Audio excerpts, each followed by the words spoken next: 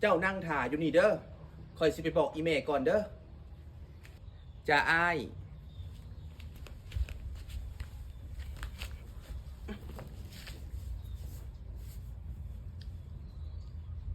แม่ว่าได้ปักลาเจ้าเห็นหยังล่ะนี่แหละแม่กำลังแต่งผ้าขาวนี่ล่ะ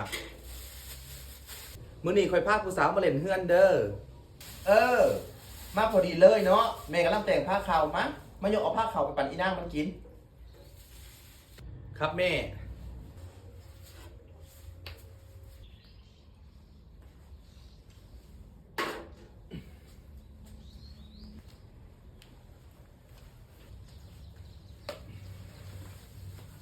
เอามาขึ้นมานางเอ้ยมากินข้าวน้ำแม่ไว้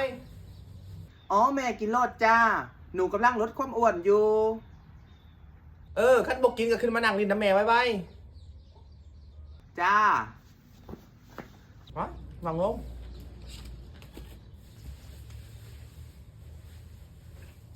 แม่กินแล้วเด้อปิ้งไก่ตำบักฮุงโอ้ยของโปรดกูตัวนี้เฮ็ดได้ดีวะบอกอีเมลแล้วว่ากูบ่อยากกำลังลดความอ้วนอยู่โอ้ยอย่าเฝ้ากินหมดปะดูเด้อแม่เด้อเอาหามเอ้ยเมียนผ้าขาวให้แม่ได้ละอ๋อครับหยุดหยุดเดี๋ยวน้องเมียนเอง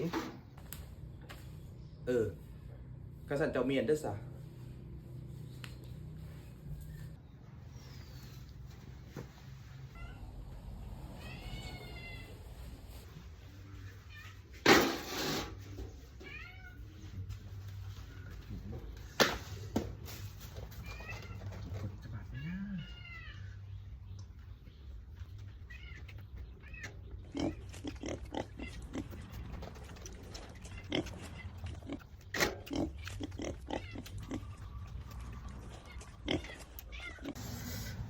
อิ่มแม่อยู่เฮือนนี่เจ้าเลี้ยงแมวบ่คอยเผลอแป๊บเดียวเข้าห้องน้ำมันเอาอาหารไปกินหมดเลยแม่ทั้งตำบักฮุงทั้งปิ้งไก่ของแม่นั่นน่ะแมวบ่อยู่เฮือนนี่คือบ่ได้เลี้ยงแมวเนาะยันแต่แมวคนข้างบ้านนั่นล่ะแม่แม่ก็ว่าอย่าบ้านดอกตัวแรกแม่สิไปหาซื้อแนวกินใหม่จ้าโว้คักเนาะแมวกินฮอดตำบักฮุงพุ่น